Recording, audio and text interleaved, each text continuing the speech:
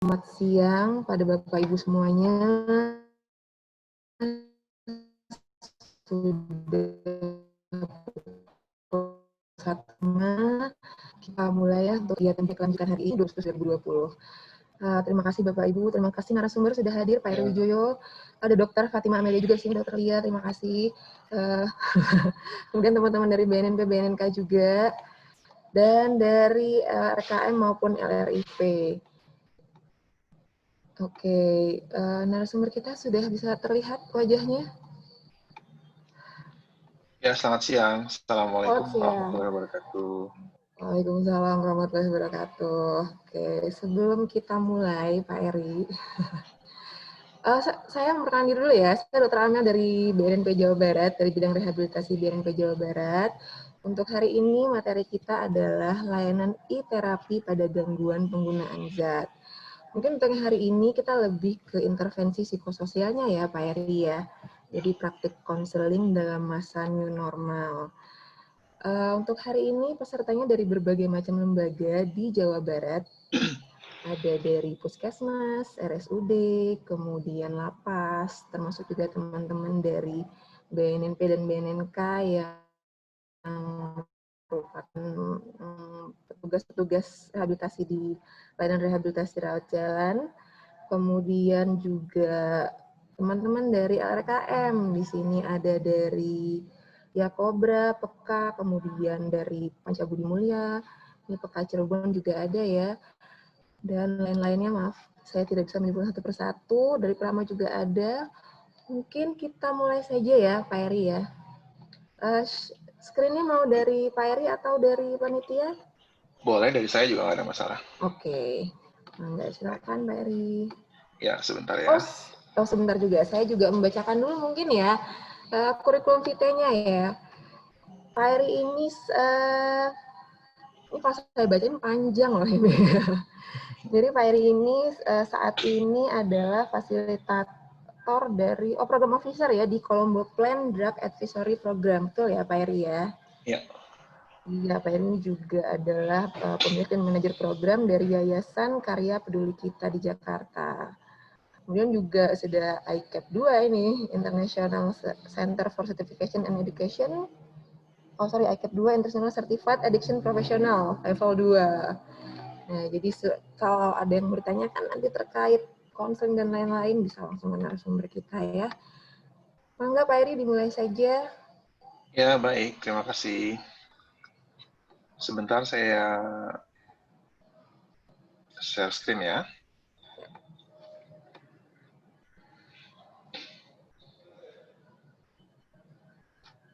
Apakah terlihat? Oke, sudah terlihat. Oke, baik. Oke, baik. Assalamualaikum warahmatullahi wabarakatuh. Selamat siang dan salam sejahtera buat Bapak Ibu semua. Pertama-tama perkenalkan, nama saya Eri Wijoyo. Saya biasa dipanggil Eri atau beberapa kolega dan teman-teman panggil saya Erjoy. Silahkan Bapak Ibu panggil saya apa, tapi karena ini adalah virtual atau online pembelajaran jarak jauh, maka tentu memanggil menjadi kurang signifikan hari ini. Saya juga mengucapkan terima kasih buat seluruh Bapak Ibu, rekan-rekan semua yang sudah berkenan hadir di kegiatan ini, terutama untuk rekan-rekan dari BNNP Jawa Barat, rekan-rekan dari mungkin ada BNNK di sini, ada klinik, ada teman-teman LSM atau teman-teman PLKM dan PLIP yang tidak bisa saya sebutkan satu persatu, tapi sungguh sebuah kehormatan buat saya hari ini bisa ada di sini dan sama-sama belajar tentang e-terapi. Nah, sebagai permintaan dari BNNP, tentu hari ini saya mencoba untuk memberikan beberapa informasi, dan nanti kita sedikit juga ada simulasi bagaimana merancang secara singkat atau secara ringkas tentang kalau kita misalnya harus melakukan e-terapi atau pembelajaran jarak jauh. Tentunya yang Bapak Ibu sudah lakukan sekarang adalah bagian dari pembelajaran jarak jauh menggunakan platform Zoom, dan tentunya nanti akan ada beberapa cara dan opsi yang bisa dilakukan. Mohon maaf. Nah, dalam situasi sekarang memang kita dituntut untuk bisa melakukan pembelajaran atau sesi dan lain-lain dengan cara yang lebih aman. Tentunya pilihan salah satunya adalah dengan cara virtual, dengan cara online, atau dengan cara jarak jauh. Yang sesungguhnya ini dilakukan jauh sebelum ada masa pandemi. Hanya saja memang ini belum terlalu populer, dan ini menjadi begitu populer setelah kita seluruh dunia mengalami pandemi. Nah, lalu apa aja sih prakteknya? Kita akan coba bahas. Ini saya lewatin saja karena sudah dijelaskan. Nah, pertama-tama, e-terapi didefinisikan sebagai layanan terapi yang difasilitasi melalui perangkat komunikasi digital. Seperti Bapak Ibu tahu, komunikasi digital itu termasuk mulai dari smartphone Bapak Ibu atau handphone pintar Bapak Ibu, tablet, laptop, dan juga beberapa platform maupun aplikasi yang biasa Bapak Ibu gunakan dalam pekerjaan. Nah, intinya ada dua tipe atau ada dua dasar. Yang pertama adalah sebutnya tersinkronisasi atau synchronous, atau yang kita lakukan secara bersamaan.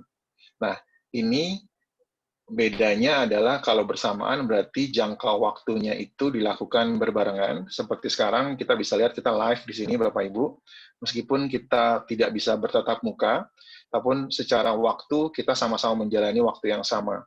Kalaupun ada perbedaan, itu lebih karena zona waktu maupun biasanya faktor internetnya yang membuat jadi koneksi yang menjadi lambat. Nah, yang berikutnya itu disebutnya asinkronus atau yang tidak tersinkronisasi. Bahasa gampangnya adalah yang dilakukan tidak bersamaan. Sebagai contoh, kalau misalnya saya kirim email ke Bapak Ibu, maka email itu meskipun masuknya sekarang, tapi Bapak Ibu tidak punya kewajiban untuk membalasnya langsung. Karena itu bukan forum chat, itu bukan forum diskusi atau forum ngobrol. Anda bisa membalasnya besok maupun lusa. Nah, ini nanti yang kita integrasikan ke beberapa pembelajaran, karena di sifatnya yang tidak tersinkronisasi selain email, nanti banyak media penyimpanan digital atau disebutnya cloud storage yang kita kenal dengan Google Form, Google Drive, dan lain-lain. Nah, dalam segi waktu. Sedangkan dalam segi kompetensi, ini disarankan dilakukan oleh profesional atau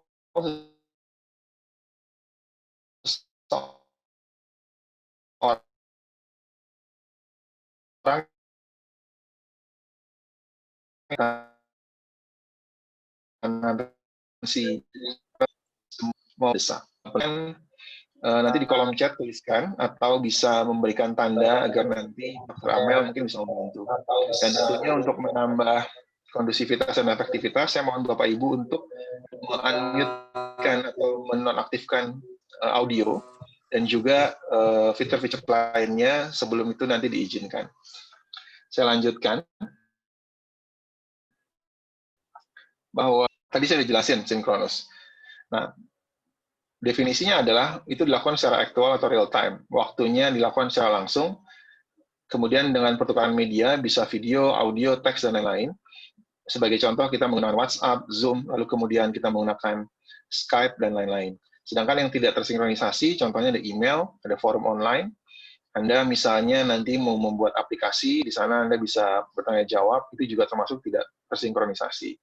Kemudian, cara yang bisa dilakukan sebetulnya yang mudah adalah bagaimana Anda merekam sebuah video. Anda misalnya merekam sesi ini, lalu kemudian Anda tampilkan di YouTube, itu termasuk bagian dari tidak tersinkronisasi. Jadi nanti peserta bisa mengulangi dan belajar lagi. Lalu yang mohon izin untuk di-unmute, saya tidak bisa mendengar suaranya. Terima kasih Mas Ratno. Nah, lalu kemudian berikutnya, misalnya Anda ingin membuat tugas konseling, atau Anda ingin agar klien Anda itu bisa praktek keterampilan yang Anda ajarkan dalam sesi. Sebagai contoh, misalnya Anda mengajarkan sesi bagaimana keterampilan menolak ajakan teman yang menggunakan narkoba. Tentunya kalau dalam tatap muka, kita bisa lihat prakteknya langsung. Nah, dalam kondisi ini, maka selain pilihan pertama adalah Anda bisa secara live, secara tersinkron, Anda bisa menggunakan WhatsApp video, misal, dan lain-lain, Anda bisa minta mereka untuk kemudian merekam dan mengirimkan ke Anda. Itu pun juga termasuk pembelajaran jarak jauh. Yang biasanya saya lakukan adalah, karena ini waktunya sebentar, kita nggak bisa maksimalin lama-lama, karena faktor radiasi, faktor kelelahan, dan lebih lelah dibanding kita tatap muka sebetulnya secara fisik. Maka seringkali saya minta mereka, atau saya merekam, atau saya membuat video misalnya praktek konseling. Maka kemudian praktek konseling itu bisa disebarkan melalui media-media tertentu. Berikutnya,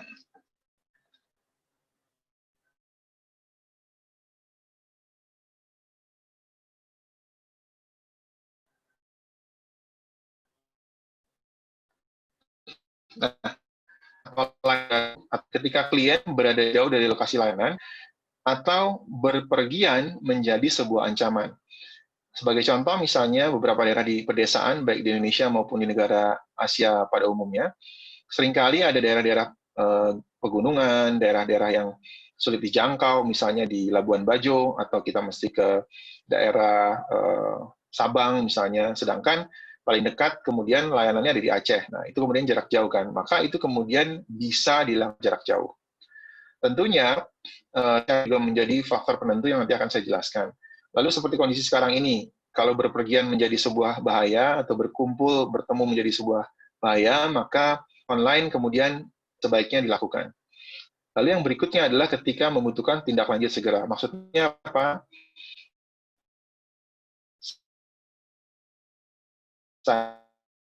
Saya punya klien, dia tiba-tiba badannya merinding, kemudian pakai ngobrol. Nah, sedangkan untuk waktunya,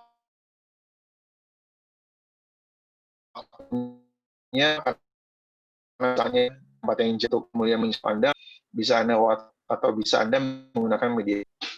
Yang kemudian yang berikutnya adalah, ini banyak di beberapa negara di luar, terutama untuk program rawat jalan, atau untuk program lanjutan, karena seringkali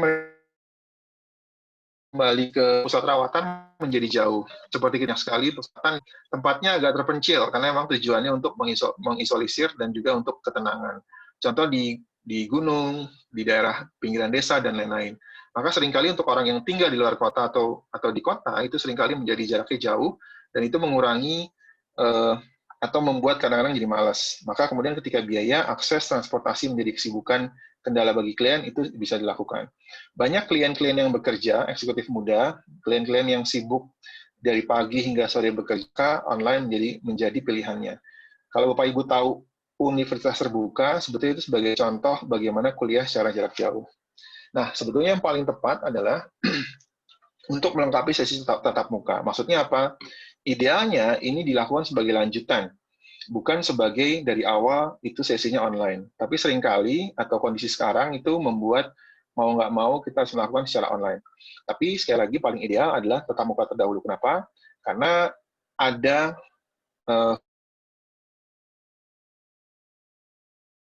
hubungan terapi kepercayaan atau rasa yang kemudian nggak itu tercapai ketika melakukan online.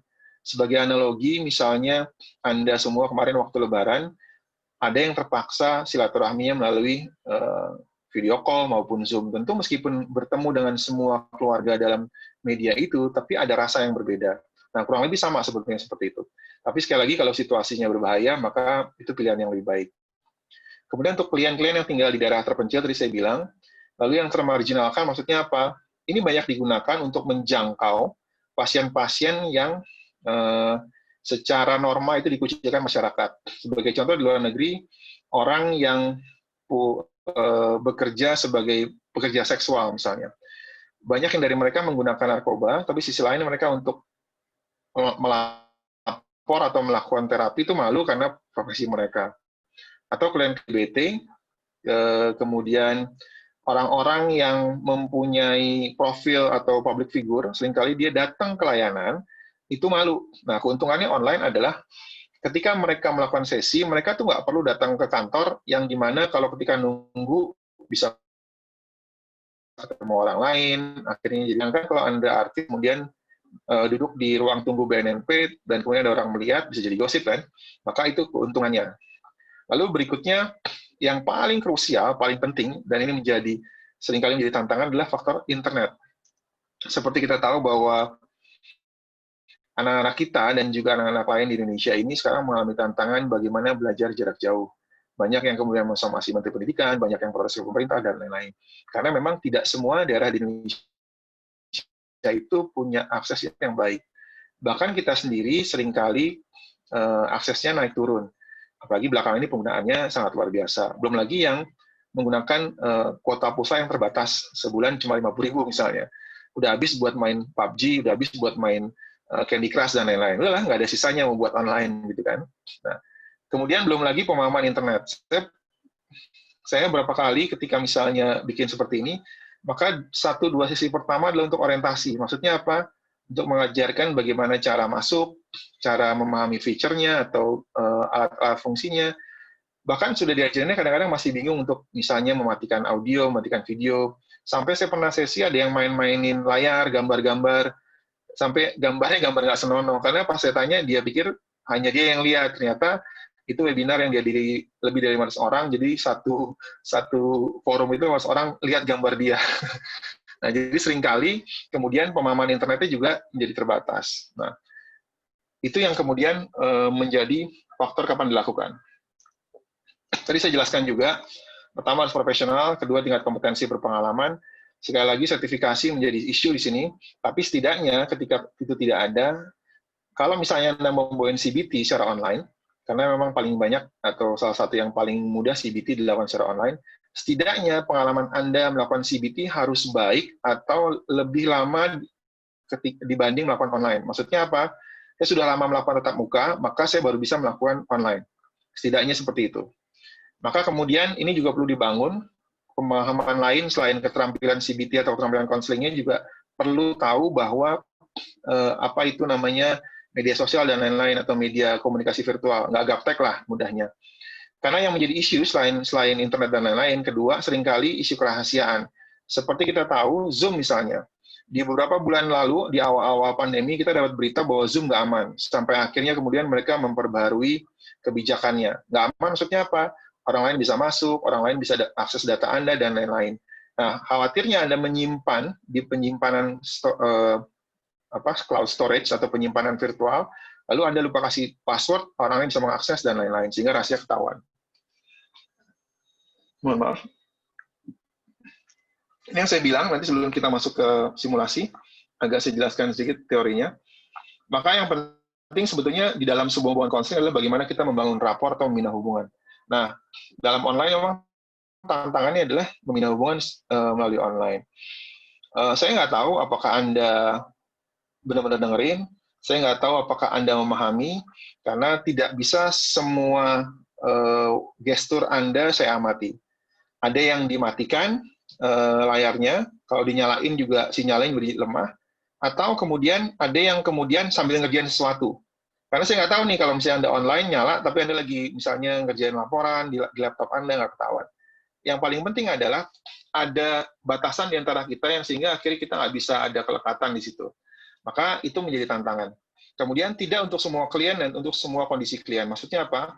Ada klien yang nggak bisa internet, tadi saya bilang. Ada klien yang mungkin kalau Anda bikin sesi misalnya tentang pencegahan kekambuhan, Anda ajarkan untuk relaksasi atau mengenal faktor-faktor pemicu penggunaan. Kita sebutnya triggering factor. Waktu Anda ajarin, terus tiba-tiba karena Anda kasih tahu, Anda ingatkan, dia jadi teringat tentang penggunaan dia. Akhirnya karena dia ingat, dia menjadi craving atau rasa ingin pakainya muncul, menjadi tiba-tiba keringat dingin, dan lain-lain. Maka kalau dalam sesi langsung, Anda bisa bantu dia untuk menghilangi rasanya, mengurangi perasaan nggak nyamannya. Tapi kalau online jadi susah kan? Akhirnya yang ada malah bisa jadi videonya hilang, gambar hilang, atau ketemu ada di tempat bandar misalnya. Semoga itu nggak terjadi kan? Nah, lalu untuk membangun rapor, tipsnya adalah pastikan Bapak Ibu ketika Anda online, atau ketika Anda menjadi terapis di sini, pastikan bahwa pertama, background Anda itu nggak ada yang ganggu. Jadi kalau memang Anda belakangnya nggak bagus, ada jemuran misalnya dijemur, atau ada orang anak kecil lari-larian, Anda bisa pilih wallpaper seperti saya. Ini wallpaper yang saya lakukan.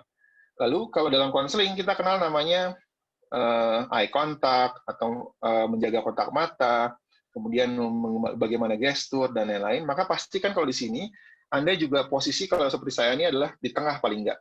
Jadi jangan ke sana, ke sini, belakang, naik, turun, dan itu juga mengganggu sebetulnya. Dan itu cukup penting dalam bangun rapor.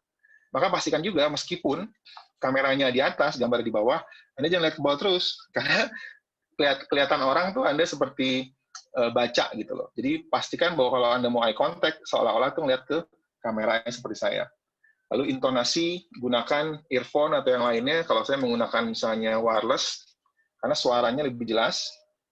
Lalu kemudian jika di ruang publik sebaiknya hindari, baik situasi sekarang, karena klien menjadi kurang nyaman kalau Anda menggunakan masker, face shield, dan lain-lain misalnya. Tapi sekali lagi, kalau di ruang umum sebaiknya kenakan, karena itu menjadi risiko baru. Jadi banyak hal juga yang bisa Anda lakukan. Belum lagi misalnya, ketika Anda konseling, itu jamnya jam 10 pagi. Anda punya anak 5, 5-5-nya online sekolahnya. Berebutan kuota, maka akhirnya sinyalnya jadi jelek. Maka pastikan kemudian Anda juga punya waktu yang Anda atur sebaik-baiknya. Karena dalam situasi pandemi ini, semua tuh jadi di rumah kerjanya. Bahkan nggak ada jam kerjanya, hampir setiap saat bekerja. Lalu ada beberapa model yang kurang cocok, misalnya therapeutic community, yang biasa Bapak Ibu lakukan. Tentu tidak bisa Anda melakukan sesi secara online. Tapi ada beberapa hal yang bisa Anda lakukan, seperti misalnya seminar dan lain-lain. Ini memang lebih cocok untuk rawat jalan. Makanya mereka ada di beda tempat. Sangat bergantung pada teknologi. Lalu kemudian, tadi saya bilang ada krisis, misalnya tiba-tiba kliennya nangis, kliennya merasa pengen pakai, kita susah intervensinya. Kemudian yang terakhir adalah Zoom dan lain-lainnya itu rentan terhadap peretasan data klien. Maka sebetulnya memang Zoom paling mudah, tapi jika Anda memang punya klien yang kerahasiaannya itu perlu dijaga, sebaiknya pilih platform lain atau pilih aplikasi lain yang lebih aman. Ada beberapa misalnya seperti Microsoft Teams, lalu kemudian Webex, dan lain-lain. Saya lanjutkan. Apakah efektif? Ini datanya Anda bisa baca. Intinya ada beberapa penelitian yang bilang bahwa ini sama efektifnya. Maaf. Ada penelitian yang bilang sama efektifnya. Kemudian banyak juga ini bisa membantu mengatasi gangguan mood. Kemudian ketika pasien datang dalam keadaan depresi tinggi dan kecemasan dan stres secara signifikan, itu bisa dibantu dengan secara online. Kemudian terapi yang dipandu terapis atau konselor berkualitas itu terbukti juga penelitiannya pada penurunan penggunaan alkohol dan ganja. Bagaimana zat lainnya? Ada datanya, dan saya nggak masukkan, tapi memang paling tinggi adalah alkohol dan ganja. Lalu berikutnya, sekarang bagaimana cara melakukan? Bapak Ibu, di waktu yang singkat ini saya coba akan simulasikan kepada Anda semua cara melakukan terapi.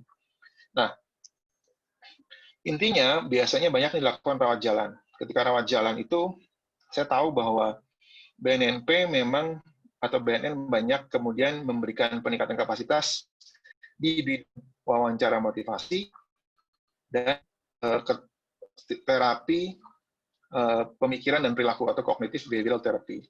Nah, dua hal ini yang diintegrasikan yang akan coba saya contohkan, semoga ini bisa menjadi setidaknya lebih aplikatif.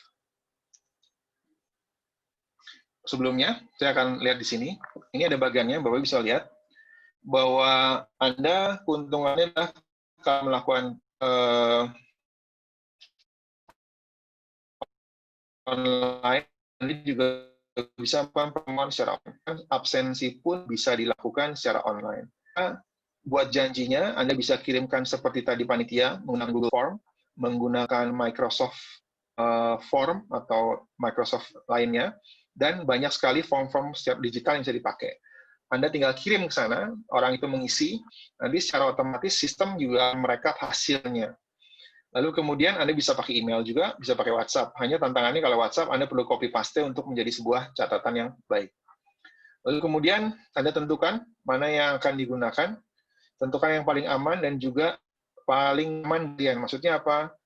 Microsoft Teams memang aman, tidak lebih mudah dibanding Zoom, karena agak rumit misalnya. Zoom itu lebih mudah, lebih familiar buat orang-orang. Tapi kalau Anda memilih itu, pastikan bahwa Anda membuat pernyataan persetujuan bahwa ini dilakukan secara online, dan ada risiko dari ketiga yang mungkin pihak ketiga itu aja dari Zoom-nya, bisa aja dari orang-orang yang meretas atau hacker yang kemudian mengambil data Anda. Lalu gunakan password. Bahkan kalau perlu pakai ruang tunggu, jadi di dalam ada ruang tunggunya, dia bisa masuk, password juga hanya diberikan kepada orang itu. Jangan sampai saya pernah ada pertemuan pakai password tapi disebarin juga jadi buat apa password gitu kan. Lalu kemudian Anda perlu bina hubungan, layaknya seperti pertemuan pada tatap muka. Nah, di sini baru kemudian keterampilan wawancara motivasi Anda dipergunakan. Anda tanya apa yang kondisi dia selama 1 minggu ini misalnya, atau bagaimana perasaan dia, tanya kabar, dan lain-lain. Lalu kemudian Anda bisa mulai dari hal yang dia senangi untuk dibahas, atau hal yang ingin atau dia pedulikan untuk dibahas, dan lain-lain. Jangan lupa orientasi tadi saya jelaskan, edukasi feature, edukasi alat-alat, dan segala macam. Jika Anda memulai sesi bukan yang pertama, maka pastikan untuk mengulas sesi sebelumnya. Nah, kalau dalam sesi online, biasanya saya memberikan banyak tugas. Tujuannya apa? Tujuannya untuk mengisi waktu dari pertemuan pertama ke pertemuan kedua. Karena online paling 1 jam, 2 jam maksimal sudah lelah. Maka kita perlu tugas untuk kemudian sesi 1 dengan sesi berikutnya, itu tetap ada hubungan yang baik atau terjaga kliennya mau datang. Salah satu alasan kenapa rawat jalan sulit dilakukan adalah konsistensi kliennya datang.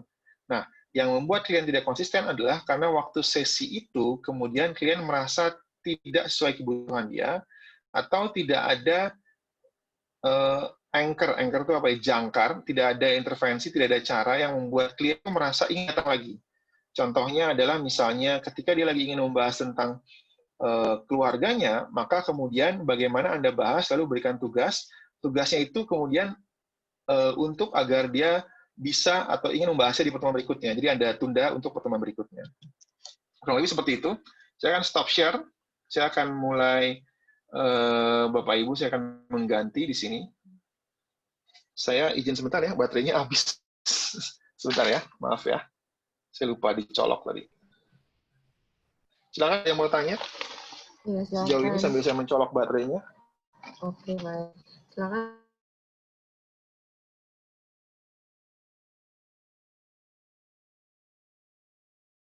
Bapak Ibu di BNPN-BNK juga sudah banyak yang melakukan terapi ya, teman-teman ya. Mungkin nanti bisa bertanya-tanya. Udah pengalaman berarti ya, sudah bagus ya. Masih belajar nih, makanya kita belajar sama-sama ini ceritanya. Sama-sama belajar, betul.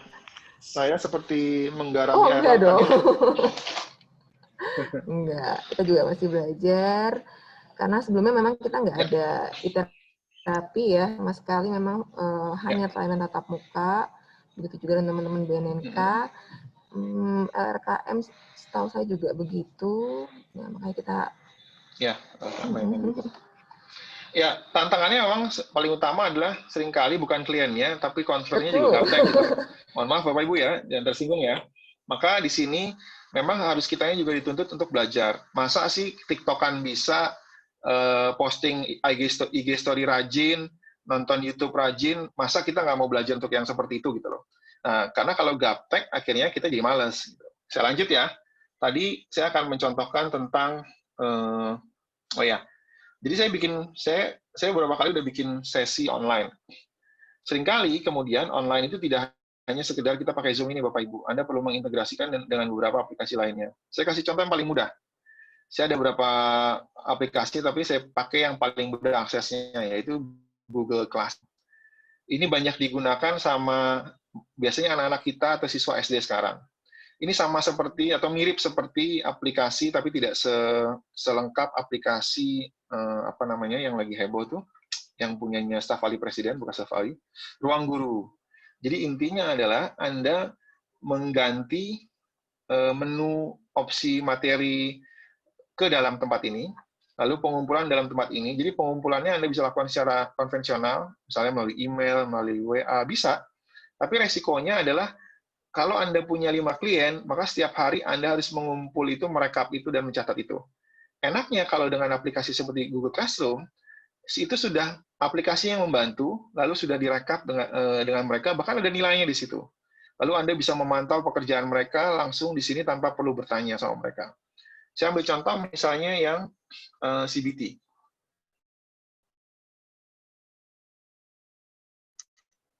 Anda bisa di sini, ini Anda mau ganti foto keluarga Anda juga, tapi saya nggak nyaranin foto keluarga Anda, karena ini bukan album keluarga, ini kan terapi kan.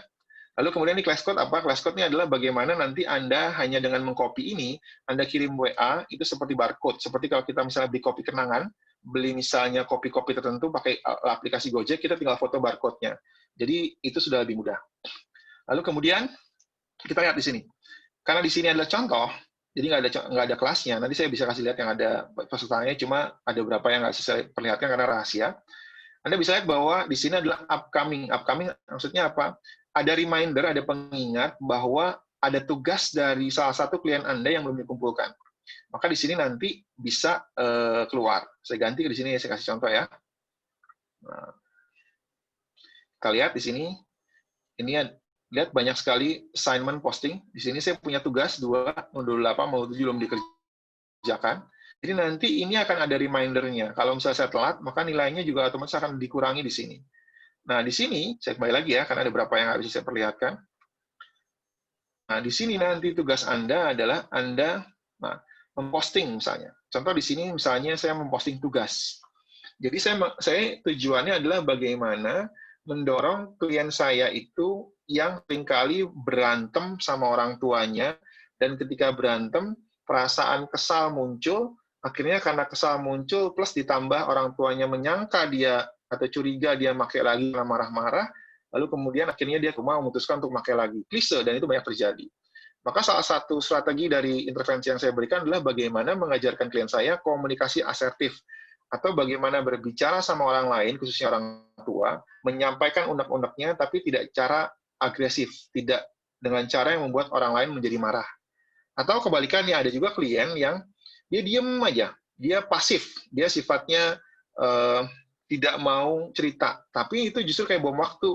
Pada waktunya disimpan, akhirnya pas kemudian dia nggak sabar lagi, dia marah, meledak, akhirnya malah menimbulkan kekambuhan juga. Aja, ya. Maka contohnya akan saya berikan video. Nah, video di sini bisa Anda upload. Saya akan contoh di sini. Ini contoh videonya. Atau, ini video ya kita ya, Anda setel. Saya contohnya, maaf, pakai bahasa Inggris, tapi bisa pakai apapun di sini. Nah, bisa seperti itu. Atau, oh, saya ada di YouTube nih. Itu juga bisa. Caranya gimana? Yang pertama, di sini lihat, Anda bisa copy link, nanti masukin sini. Saya lihatin nanti ya, sebentar. Nah, di sini juga contoh misalnya, saya kasih lembar kerja, analisa fungsional, trigger chart itu adalah bagaimana mengenali daftar-daftar yang menyebabkan kita atau klien kita jadi ingin pakai, membuat jadwal harian, bahkan kita juga bisa memasukkan materi presentasi seminar kita di sini. Jadi nanti, ini sebutnya, yang saya sebut tadi, tidak sinkronisasi. Jadi kita hanya sesi 1 jam, tapi jam-jam berikutnya sampai sesi berikutnya itu dimaksimalkan untuk mereka mengerjakan tugas. Hari ini mereka bikin ini, besoknya bikin ini, jadi setidaknya masih ada kerjaan tiap hari. Itu sebutnya anchoring salah satunya. Bagaimana menjaga komitmen klien agar pertemuan berikutnya bisa dilakukan. Lalu kemudian Anda juga harus tahu isinya, karena nanti apa yang dia pelajari, Anda perlu review di pertemuan live atau online berikutnya. Apa yang Anda share misalnya tentang materi seminar, Anda nanti perlu untuk tanyakan beberapa poin apakah dia paham dan dia mendengarkan. Nah, kemudian di sini Anda bisa lihat juga bahwa saya memberikan contoh ada namanya role playing revisual skill atau video kartun tentang cara keterampilan menolak ajakan teman negatif yang menggunakan narkoba. Atau di sini ada alcohol revisual skill. Saya ambil contoh ya, saya klik di sini. Nah, ini dari YouTube. Anda bisa lihat YouTube di sini kan? Jadi Anda nggak perlu save videonya, itu lebih irit secara kuota. Lalu di sini nanti kemudian Anda bisa bisa lihat videonya. Lalu gimana yang terbaik? Video sendiri. Kita lihat di sini misalnya Powtoon. Nah, ini aplikasi berbayar, gratis. Bedanya adalah kalau gratis ada tulisan yang begini, kalau bayar nih hilang. Nah, jadi kita bisa bikin, saya ada beberapa contoh video, tapi sayang sekali itu hak cipta dari KPTA, jadi nanti kalau mau di-share saya mesti minta mereka, karena meskipun saya pemiliknya, tapi manajemennya nggak saya ngurusin, karena saya sudah sibuk, saya sudah fokus di kolom offline, sehingga tidak boleh ngurusin KPTA lagi. Kurang lebih gitu.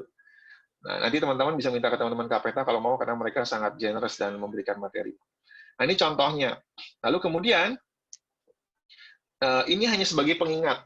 Pengingat Anda sebagai, ini berarti sebagai adminnya. Tapi kembali lagi, tugas Anda adalah bagaimana tugas ini dibahas dalam sesi berikutnya. Ditanya tugasnya sudah masuk nih, nah kita pakai Zoom, kita bahas. Dr. Amel, kemarin gimana minggu lalu tugas yang saya ajarkan ya? Apakah ada kesulitan? Misalnya seperti itu. Atau misalnya teman-teman Bang Agus, Mas Bang Agus misalnya dari Prama, kemarin kita udah bahas tentang apa pentingnya mengenal faktor pemicu. Ada pendapat, nah itu kemudian dibahas dalam sesi konseling, sehingga kemudian akhirnya sesi konselingnya menjadi lebih bertopik dan lebih spesifik. Kurang lebih begitu. Lalu kemudian, contoh lainnya ada, saya juga menggunakan Google Form misalnya. Ini bisa buat assessment, ini bisa buat survei, dan lain-lain. Nah, saya kasih contoh yang lain ya, karena Google banyak. Ini saya kasih contoh misalnya seperti ini. Nah, tentang gaya pengasuhan misalnya. Saya buat di sini misalnya gaya pengasuhan untuk pasangan klien. Jadi, pada kemudian kita nanya satu klien, ini kita kasih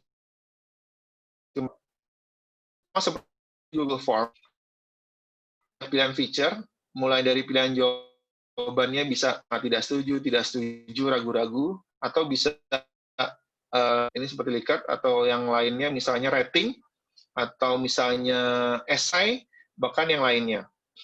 Ini ada di Google Form dan lain-lain. Contoh Microsoft Form sama aja. Lalu soalnya kemudian situasi, karena kita ingin mendapatkan data kualitatif di sini, bukan data kualitatif. Contoh misalnya Anda menemukan kamar putra Anda yang berusia 11 tahun sangat berantakan, saat ini ya bersiap berakhir di sekolah untuk persiapan kejuaraan di minggu depan. Apa yang akan dilakukan dalam situasi ini? Ini untuk mengukur atau mengetahui bagaimana pola asuhnya. Untuk yang drugs, saya juga ada beberapa pertanyaan ini contoh. Nah, ini contoh misalnya, pihak kampus melaporkan anak-anak tertangkap ganja. Di sini Anda perlu untuk kemudian Anda integrasikan ini. Di sini Anda bisa ganti gambarnya, jadi cukup menarik. Ini ibarat ini perpustakaannya juga. Nah, ada gambar-gambar di sini. Nah, itu berikutnya, di sini juga bisa kemudian Anda, sebentar ya, soalnya ketutupan gambarnya kalau di sini. Ada gambar muka-muka dan lain-lainnya. Oke. Di sini Anda bisa lihat nanti foldernya itu tersimpan atau tidak. Anda bisa dapat di sini tulisannya no student yet, berarti belum ada klien karena memang orang di sini. Nanti kalau ada akan tersimpan di folder. Jadi intinya tugas administratif Anda, tugas pelaporan Anda menjadi lebih ringan kalau Anda klien Anda mau secara online. Kemudian turn in maksudnya apa? Turn in maksudnya orang itu sudah mengerjakan, assign sudah dikasih tugas tapi belum dikerjakan, graded maksudnya adalah nilainya sudah ada, dan lain-lain. Lalu Anda bisa atur banyak sekali fiturnya, Anda bisa lihat di sini, ada poinnya dan nilainya, Anda bisa atur poinnya sendiri, Anda setting, bahkan ada instruction-nya di sini, bagaimana nanti Anda melakukannya. Kalau lebih seperti itu, saya lanjutkan lagi ke Zoom-nya. Nah, ini ada pertanyaan atau benar-benar udah nggak ada di tempat? Jadi benar-benar nggak ada pertanyaan. Ada sini Pak Eri. Mau ini dulu aja pertanyaannya? Ada. Mau dikumpulkan atau sekarang? Terserah, silakan. Kumpulkan dulu ya, nanti ya, boleh, lanjut lagi presentasinya di akhir baru kita sampaikan. Nah, ini contoh lagi teman-teman semua, Bapak Ibu semua. Ini beberapa alternatif. Ini contoh website-nya. Kelihatan nggak? Kelihatan ya? Kelihatan. Ya, ini semua tentang drugs yang saya lakukan. Kalau healthforwv.com ini lebih ke komprehensif. Kalau tanya-tanya, Anda bisa masuk ke website-nya. Nanti website-nya bisa memberikan informasi. Sedikit banyak konsepnya hampir sama seperti Halodoc dicampur dengan misalnya Gojek contoh. Karena di Gojek kita mau pergi, mau massage, mau bersihin rumah bisa kan? Nah di sini mulai dari penjangkauan, assessment online bisa. Jadi konsep dasar seperti itu. Tentu logaritmanya atau variabelnya beda. Nah, Anda bisa akses itu untuk kemudian siapa tahu bisa menjadi ide, karena dia yang komprehensif untuk membuat seperti ini. Karena memang budgetnya besar juga. Kalau ada yang membiayai tentu akan sangat bagus. Lalu ada Lexis. Lexis ini menariknya adalah bagaimana yang kedua nih admission. Admission berarti ada masuk intake atau penerimaan awal. Seringkali memang susahnya online, tapi ini justru dilakukan sebagai bagian dari marketing. Jadi rehab ini menjangkau ke seluruh tempat agar mereka mau mendaftar masuk. Lalu kemudian Anda bisa lihat di sini nanti kan ada slide-nya dikasih ke panitia, Anda bisa masuk. Intinya banyak kok. Lalu ada hotline. Hotline-nya adalah bagaimana misalnya Anda tiba-tiba lagi pergi, Anda merasakan pengen pakai atau lihat ada teman overdosis, bisa hotline luar negeri. Lalu kalau Anda biasanya itu teman-teman program yang sekarang tuh PBM ya, IBM. Iya, IBM. PBM ya. Mungkin kalau pernah dikasih pendalaman materi sama Steve Christo atau Samuel, dia kalau nggak salah pernah mengajarkan namanya Smart Recovery. Nah, Smart Recovery ini itu adalah salah satu bentuk kelompok dukungan di luar dari NE, EE, dan lain-lain yang populer di sini. Nah, ini secara online di seluruh dunia. Ini dasarnya adalah karena mereka adalah orang-orang yang tidak terlalu percaya spiritual. Mereka nggak mau menggantungkan pemulihannya kepada Tuhan saja atau kepada alam. Mereka merasa bahwa ini perlu ada usaha secara luar mereka membentuk namanya Smart Recovery. Nah, lalu ada beberapa pecahan lagi, terutama yang agamis, yang merasa bahwa spiritual cukup, ingin lebih mendekatkan ke agama.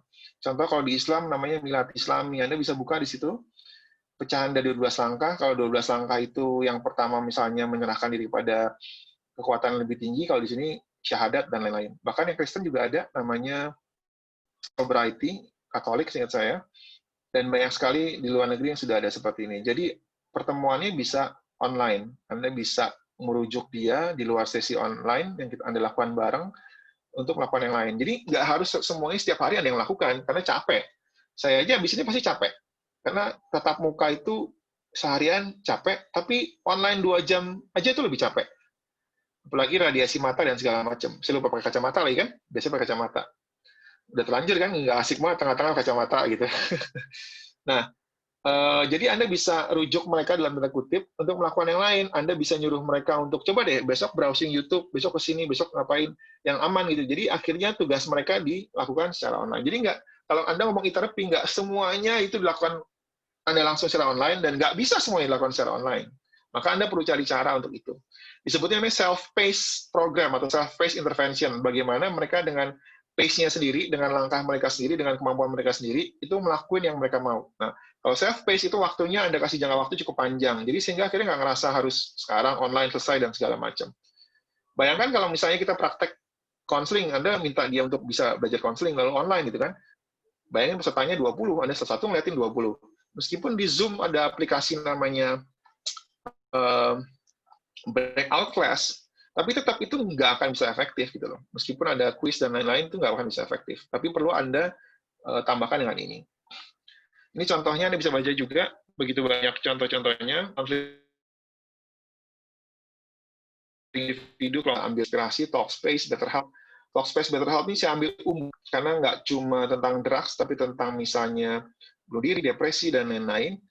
Lalu kemudian untuk assessment, Anda bisa lihat di situ ada Halodoc juga, karena Anda bisa lihat kan, ketika COVID ini, Halodoc dan beberapa aplikasi lainnya menawarkan untuk assessment itu. Nah, itu bagian dari promo juga, akhirnya mereka menjadi lebih banyak atau subscriber-nya. Penerimaan tadi saya kasih contoh juga, sesi Anda misalnya merasa nggak yakin dengan Zoom, karena Zoom sebetulnya lebih kuat untuk konferensi seperti ini. Tapi kalau Anda mau webinar, Anda mau seminar secara online, web seminar, maka ada pilihan seperti GoToWebinar, Live Webinar, dan segala macam. Ninja, maaf. Lalu kelompok dukungan ada NE secara virtual, tadi ada Milatismi, Seven Cups Opti, dan lain-lain. Saya mau batuk tuh, nggak enak ya kalau masuk COVID ya. Parno semua gitu, apalagi kalau kita tetap muka, pasti langsung pada sign out semua di sini. Takut. Ya, minum sedikit. Habis ini suruh ini teh, suruh apa? Swap. Tugasnya Google Classroom dan lain-lain. Nah, Bapak Ibu, itu paling ini contoh-contohnya tadi saya bilang yang bisa saya sampaikan dengan waktu yang 1 jam ini. 1 jam kan ya saya diminta bawain ya? Ya, kalau 1 jam nanti dilanjutkan dengan sesi Ya, tanya jawab. dengan tanya jawab kan. Nah, ini kurang lebih. Silakan Bapak Ibu kalau misalnya ada mau bertanya atau ada sanggahan atau ada kritikan maupun pemberian transfer juga saya terima. Wah, terima kasih banyak ini Pak Eri, banyak sekali ilmu yang sudah kita dapatkan. Mulai dari ini ya, mestinya tentang dari awal apa sih itu terapi, bagaimana pelaksanaannya, hambatan atau perbatasannya, bahkan sampai keuntungannya juga. Mungkin teman-teman dari peserta ya semuanya ada yang bertanya, mangga. Ini kita satu persatu pertanyaan dulu dari Pak Agus ini, Pak Agus mana nih? Pak Agus Prama mungkin ya? Pak Agus Prama ya. Mohon izin bertanya, Mas RJ, tadi ada dalam presentasi, kegiatan link online harus terapis yang tersertifikasi atau profesional. Bagaimana mengatasi atau tipsnya apabila konselor atau SDM pelaksana di tempat rehabilitasi tersebut belum tersertifikasi untuk melakukan konseling online? Dan bagaimana tanggung jawabnya? Agus dari Prama ya? Ya, betul. Ya, jadi saya kasih analogi ya. Biarkan nanti Bapak Ibu teman-teman yang kemudian menjawabnya sendiri. Mie instan itu tidak baik dikonsumsi sering-sering. Bahkan mie instan yang menggunakan wadah styrofoam itu lebih lagi tidak baik digunakan. Tapi sekali lagi, kalau Anda dalam perjalanan, Anda dalam kondisi darurat, susah masak, bahkan ketika misalnya Anda dalam kondisi yang membutuhkan segera makanannya, maka mie instan menjadi pilihannya. Lalu kemudian ada beberapa makanan yang dilarang, yang diharamkan kalau dalam Islam, makanan yang tidak boleh dimakan, tapi ketika Anda dalam kondisi terdesak, itu diperbolehkan. Karena yang mau saya bilang, kalau idealnya adalah Anda makan sayur, Anda 4 sehat 5 sempurna, multivitamin, nutrisi, kalau bisa sayurannya yang organik, tapi tentu mahal, tentu sulit, seringkali orang nggak mau. Analogi seperti itu. Idealnya adalah ya sertifikasi, tapi seringkali nggak tersedia. Lalu kemudian kalau nggak mau, orangnya males, orangnya nggak punya uang, dan segala macam. Maka pilihan kedua yang dilakukan. Kembali lagi, lalu gimana etiknya? Sama resiko ada di orang yang mengkonsumsi. Tapi dalam hal ini, tentu Anda perlu pahami bahwa resiko nggak cuma orang yang melakukan konseling, tapi yang dikonselingin, atau konselingnya, atau kliennya. Maka, kalau misalnya nggak punya lisensi, minimal Anda minta atau Anda atur agar ada supervisor, orang yang ahli, mendampingi sesinya. Atau kalau tidak mendampingi, maka perlu diulas setelahnya. Jadi saya misalnya nggak punya keterampilan, saya mau sesi sama Dr. Amel, mau konseling. Boro-boro online, sertifikasi secara tatap muka aja, saya nggak lulus misalnya. Atau saya belum berkesempatan. Maka, tapi karena nggak punya pilihan, dan dia lebih pengalaman, saya lebih pengalaman, saya punya jam terbang lebih panjang, belajar sendiri, tapi hanya belum punya sertifikasi, maka pilihannya yang ada cuma tinggal Eri. Maka lakukan dengan didampingi, misalnya di samping, atau direkam, karena dengan merekam seperti ini, supervisor bisa kemudian memantaunya. Tapi supervisor juga yang ngerti. Maka semoga nggak ditutup klien. Karena pada akhirnya kalau Anda buka program, ya harus ada yang ahli lah. Kalau misalnya sama sekali, ya rujuk paling terbaik. Maka rujukan yang terbaik. Kalau nggak ada rujukan juga, ya ngadu ke Dr. Amel dan BNNP lah. Semoga bisa dibantu. Iya, betul sekali Pak Eri. Bukan betul bagian ngadu ke BNNP-nya ya. Tapi memang berjenjang ya, jadi kalau memang kondisinya darurat, tidak ada lagi yang bisa melakukan, ya memang mau nggak mau, ya kita akhirnya seperti bukan mengabaikan sih, tapi yang mengesampingkan aspek legal tadi. Tapi ya kita usahakan semaksimal mungkin. Betul gitu ya Pak Eri ya? Ya. Iya, kemudian ada lagi nih pertanyaan dari Pak Supendi. Pak Supendi dari Yakobrani di Bekasi. Pak Eri, saya mau bertanya, bagaimana bila jaringan di suatu tempat kurang memadai atau koneksi internet lemah, tentu akan mengganggu ketika memberikan konseling online. Apa yang harus dilakukan bila seperti itu? Yang perlu dilakukan ya ke tukang pulsa beli atau cari kabel internet.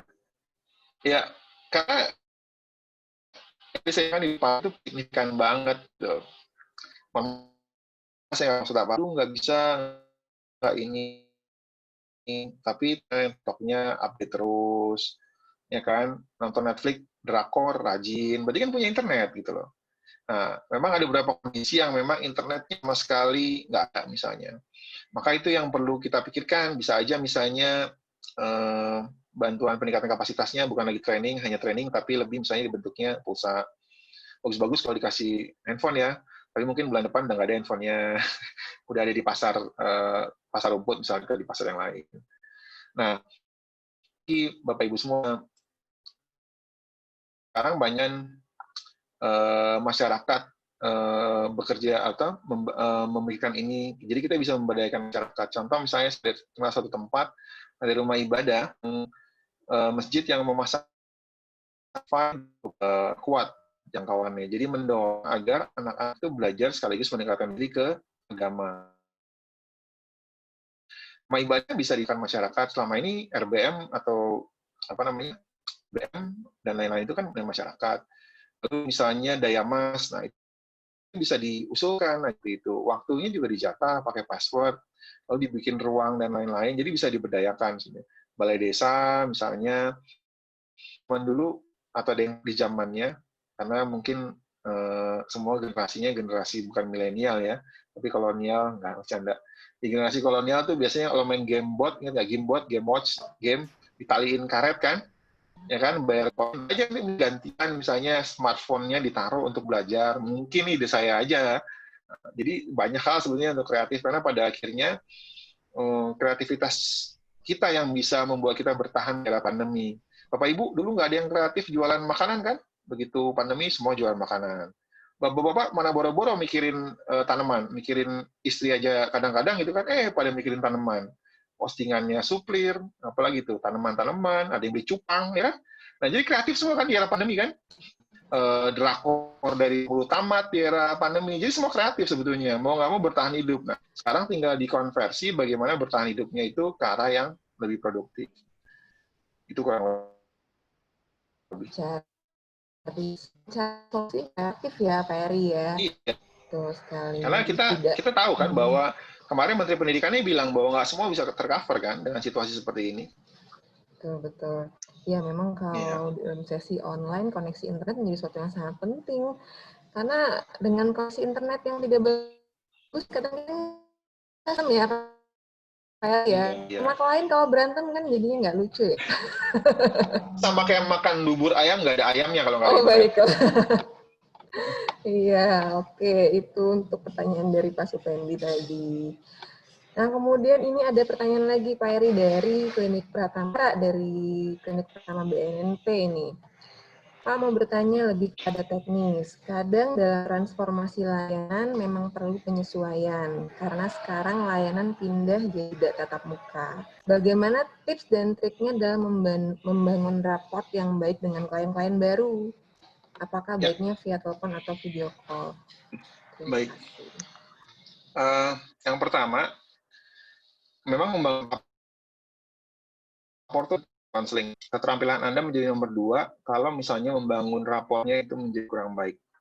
Sebagai contoh, misalnya dalam hubungan di luar konseling, kita pendekatan dengan pasangan dan lain-lain, tentu rapornya yang pertama. Anda ngelamar kerja, maka impresi pertama yang penting. Sama juga dengan konseling. Membangun rapor itu penting. Seringkali itu mengalahkan keterampilan konselingnya. Meskipun Anda butuh keterampilan lebih untuk setelah bangun rapor bagus. Maka yang mau saya sampaikan di sini bahwa pastikan bahwa sebelum Anda bangun rapor, nah bangun rapor tantangan itu kan namanya resistensi ya, atau adanya penolakan, adanya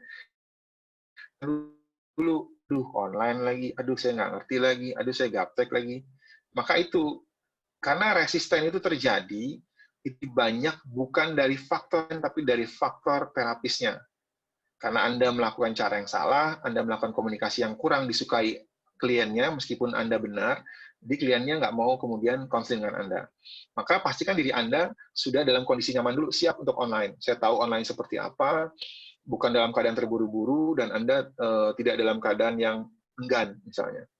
Lalu berikutnya, cara berikutnya adalah, apakah Anda mau pakai telepon? Boleh, silahkan. Karena sekali lagi Anda bisa menggunakan berbagai macam media. Anda mau video call? Boleh. Nah, ini yang kemudian perlu tips juga. Pastikan ketika misalnya Anda melakukan counseling secara individu, kalau tadi kan saya kasih contoh secara grup kan, jangan kemudian dikasih lihat gambar belakang saya jemuran. Maka kalau individu, ini hati-hati kalau Anda misalnya ngelihatnya seperti ini. Atau misalnya background-nya yang sifatnya intim, nanti khawatir ada terjadi transference atau klien salah paham dengan Anda. Atau Anda ingin menjadi sosok, atau nggak sengaja misalnya kelihatan di background-nya ada posternya, misalnya siapa tuh? Sarukan misalnya atau lain-lain. Bukannya salah ya, tapi maksudnya image-nya itu kemudian menjadi beda. Maka pastikan untuk privat, karena konten itu privat kan.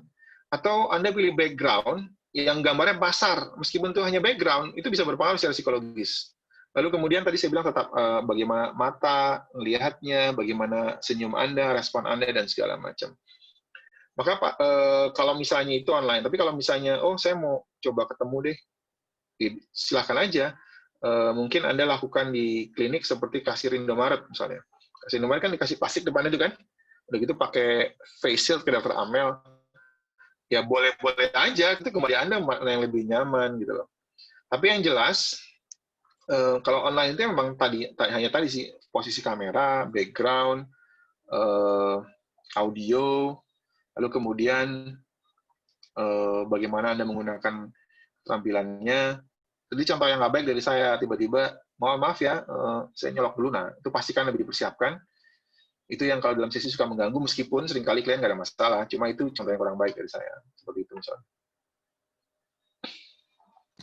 Oke, terima kasih Pak Eri. Semoga menjawab. Menjawab ya, Mbak Tiara? Sudah oke? Oke ya. Oke, terima kasih Pak Eri, kata Mbak Tiara. Iya, memang memang untuk dikontak di awal sih biasanya Pak Eri agak susah ini yang membangun raport ini ya. Kalau ketemu langsung kan biasanya lebih kita tahu gesturnya gimana, kemudian sikapnya bagaimana. Tapi kalau online ini, apalagi kalau via telepon aja ya, kalau telepon kita nggak tahu kondisi orangnya seperti apa. Hanya suara saja kalau telepon. Suara saja, jadi kita tidak bisa tahu bagaimana wajahnya, ekspresinya. Ya. Belum kalau assessment misalnya kan, saya tahu bahwa Bapak Ibu banyak yang menggunakan form wajib lapor yang diadopsi dari ASI, Addiction Severity Index. Nah, panduan ASI itu sebetulnya tidak memperbolehkan untuk pertemuan pertama menggunakan online.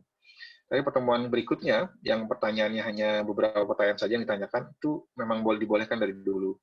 Nah, tapi sekali lagi, itu terjadi sebelum ada kondisi pandemi, tentunya itu perlu disesuaikan. Nah, tapi memang secara pertanyaan, banyak pertanyaan ASI yang memang kalau rapornya kurang baik, jawabannya biasanya juga kurang pas gitu loh dari klien. Maka alternatif kedua adalah ganti format pertanyaannya sementara, kalau misalnya ternyata ASI dirasa kurang efektif. Sama seperti misalnya contoh-contoh assessment mandiri ke COVID. Pertanyaannya kan sederhana kan, 14 hari, apakah Anda pernah pergi, apakah ada gejala. Bayangin kalau misalnya pertanyaannya panjang lebar seperti di rumah sakit. Tolong periksa suhu tubuh Anda, bagaimana denyut nadi Anda, 20 pertanyaan. Orang nggak ada yang mau akses itu kan. Padahal tujuan pemerintah adalah bagaimana orang mau mengakses dapat data. Sama, maka standarnya kita turunin. Gimana caranya bukan dapat data yang lengkap lagi, tapi setidaknya mereka mau akses dulu aja. Setelah mereka mau akses, maka kemungkinan Anda untuk bangun rapor, mempertahankan klien Anda jadi lebih besar. Nah, Anda kan bisa bikin dengan sangat sederhana dari Google Form, dari Monkey Form, dan segala macam. Banyak sekali kan yang gratis-gratis, Survey Monkey, sorry maksudnya. Nah, bikin, jadi buat pertanyaannya lebih ringkas. Oh, ASIS, susah sekali lakukan secara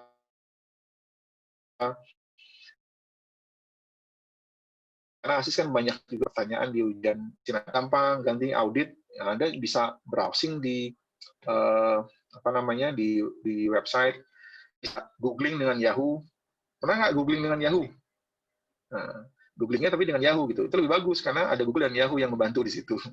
Nah, lalu kemudian cara berikutnya apa? Anda kasih file PDF karena kalau Word kan terbuka bisa dieditkan. Tapi yang bisa dia ngisi kolom-kolomnya, editable PDF-nya. Jadi pertanyaannya nggak di copy paste, tapi Anda bisa dapat jawaban langsung. Jadi kayak misalnya formnya Anda kirimkan melalui email atau WhatsApp, dia bisa ngisi langsung di HP. Nah, itu juga bisa kan alternatifnya. Maka kemudian selalu ada cara, tapi sekali lagi memang nggak optimal, tapi kan ini kan kondisi darurat ya, mau nggak mau perlu dilakukan. Iya, oke, terima kasih Pak Eri. Jadi memang kalau kita lihat form assessment, kalau dilakukan secara online, selain pertanyaan yang banyak, memakan waktu yang banyak, kalau kita langsung lakukan dalam satu waktu ya, mungkin bisa selain format pertanyaan bisa diubah lebih sederhana, mungkin bisa dilakukan tidak hanya dalam satu waktu ya Pak Eri ya, karena bisa ya mungkin ya, karena kalau semuanya harus diisi dalam satu waktu, yang selain asesornya juga bukan hanya pasien yang mungkin yang merasa jenuh, tapi asesornya juga langsung burn out gitu kalau udah. Khawatir asal ngisi aja kan, itu biasanya cuma multiple choice kan, cuma centang-centang doang kan. Iya betul. Asal ngisi. Tapi saya tertarik tadi dengan resistensi dari terapis karena sepertinya cukup banyak juga, masih cukup banyak petugas yang tadinya awalnya layanan tatap muka, kemudian ketika tiba-tiba diharuskan online, mungkin merasa nggak nyaman, nggak bisa menghadapi online ini. Dan mudah-mudahan dengan sesi ini bisa lebih terbuka ya pikirannya bahwa ya kita harus lebih membuka diri maksudnya dengan kondisi seperti ini.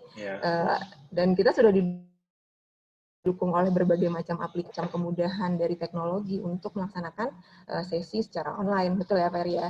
Mungkin ada tips and triknya untuk yang baru pertama, yang masih resisten gitu.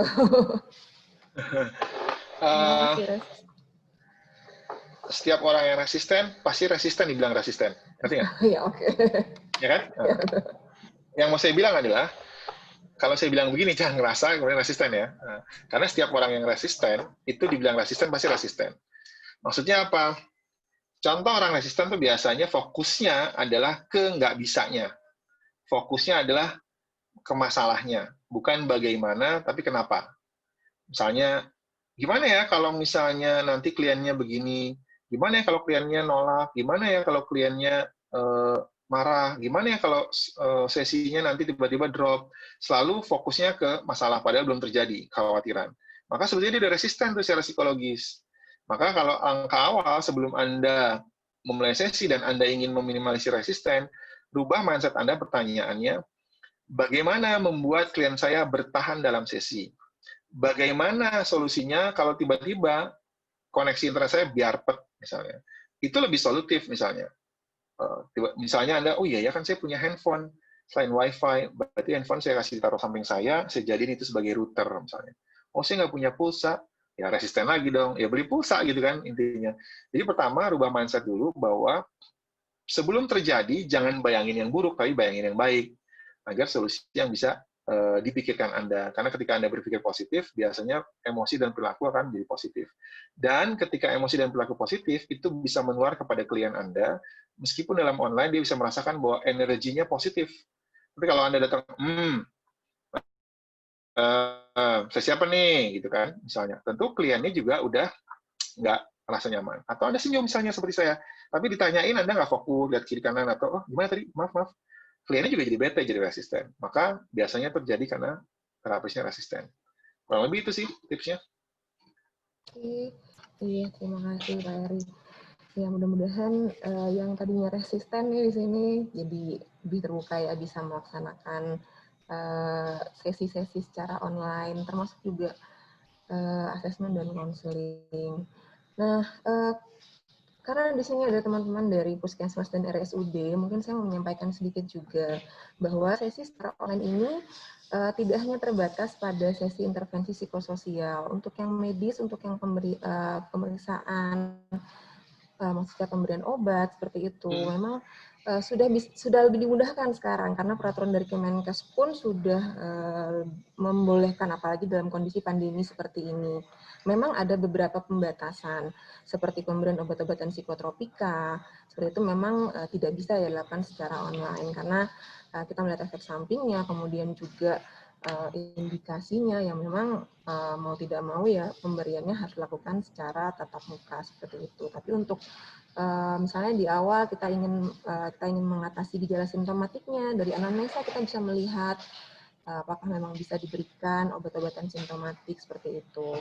Jadi tidak melulu harus tatap muka. Tapi memang kalau tatap muka ya enggak, karena memang dari BNN pun mungkin kan Pak Eri, jadi tidak harus 100% tidak 100% online, tapi bisa dimungkinkan tatap muka dengan mematuhi protokol kesehatan seperti itu.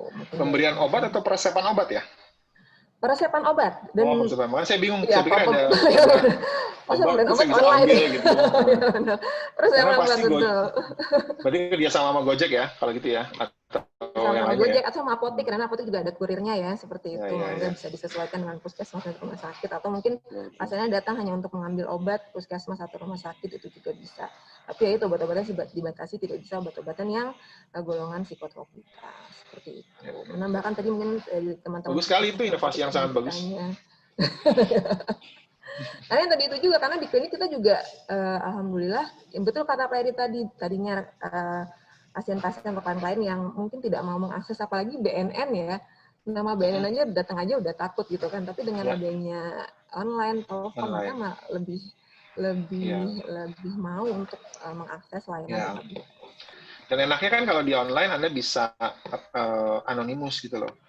Namanya bisa Anda ganti, ya kan? Buat pasien ya terutama namanya diganti, fotonya diganti, ya nggak? Ada yang tahu nggak kalau saya nggak nyalain foto saya, misalnya fotonya Lee Min Ho ya? Siapa namanya? Lee Min Ho itu tahun berapa ya? Nggak tahu ya. Saya tidak mengikuti film-film itu soalnya. Iya, jadi kalau untuk di BNN sendiri memang nantinya harus ada verifikasi juga, tetap saja pasien harus datang, karena kan dibiayai negara ya Pak Eri ya. Jadi nggak bisa Lee Min Ho untuk mengakses layanan kita sayangnya. Iya. Gitu. Jadi kalau untuk BNK tetap harus ada kedatangan untuk verifikasi bahwa orangnya benar ada nih. Jadi kalau untuk di BNP dan BNK dibatasi yang sebisa mungkin KTP-nya memang berada di wilayah BNP atau BNK tersebut, sehingga pada saat datang itu tidak menyulitkan seperti itu. Karena ada kejadian klinik BNP Jawa Barat itu dihubungi oleh pasien yang ternyata domisilinya di DKI. Ya, jadi kan berarti nggak bisa. Berarti nggak bisa. Cuma memang kita terima dulu di awal, kita coba screening dan karena kita bangun hubungan dulu, kemudian ternyata ini sepertinya harus kita rujuk ke DKI, akhirnya dia mau untuk dirujuk ke DKI. Seperti itu. Bersama kesulitan pasti ada kemudahan kok. Betul. Nah, ini ada lagi pertanyaan dari klinik Pratama. Metode monitoring klien online. Nah, ini bagaimana nih Pak Eri? Metode monitoring online. Cukup banyak juga kreativitasnya. Yang tadi misalnya dengan Google Classroom, Anda kan bisa memonitoring pekerjaan klien. Otomatis Anda ada reminder-nya, mereka kalau masukin di situ juga langsung dinilai hasilnya. Jadi yang pertama, monitoringnya bisa dilihat dia mengerjakan apa enggak. Yang kedua, dia udah submit atau mengirimkan, Anda bisa tahu berapa nilainya. Kalau tahu berapa nilainya, Anda bisa membandingkan dari sebelum dan setelah, pra dan post-nya. Bagaimana pemahaman dia sebelum ikut sesi dan setelah ikut sesi.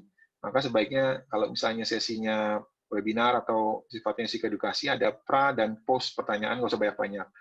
Lalu kemudian monitor berikutnya adalah Anda bisa kemudian, tapi tentunya ini harus dengan persetujuan ya. Sama seperti misalnya Anda membuat jadwal dalam penjagaan keambuhan, misalnya kemudian, oke, kamu sudah mempraktekin belum bahwa hari ini kamu melakukan misalnya pergi ke pertemuan dukungan, maka minta dia kirim foto. Samalah kalau misalnya sekarang nih tukang Gojek atau tukang PLN dipegang barangnya di foto kan, seringkali gitu kan, atau PLN dulu misalnya nulis sesuatu, sekarang hanya tinggal datang ke meteran Anda di foto. Nah, fotonya dikirim langsung ke kantor pusat. Itu kan sebetulnya bagaimana atasannya memonitoring petugasnya kerja nggak sih di lapangan atau petugasnya cuma tiduran gitu loh. Nah, kalau yang tadi misalnya Gojek atau JNE itu membuktikan bahwa memonitor bahwa memang yang menerima barang itu adalah memang yang berhak. Jadi sama juga sebetulnya ide-idenya tuh seperti itu. Lalu Anda bisa misalnya, Anda tuh misalnya orang posesif misalnya. Anda pasangin GPS pemancar, ya bisa aja, cuma secara hubungan konseling jadi jelek gitu kan. Jadi setiap kliennya kemana bunyi tut gitu kan. Ya kalau Anda mau bisa aja, cuma harus persetujuan klien. Tapi kalau saya sih tidak menyarankan, kembali lagi. Jadi banyak cara untuk monitoring. Telepon, misalnya lagi di mana.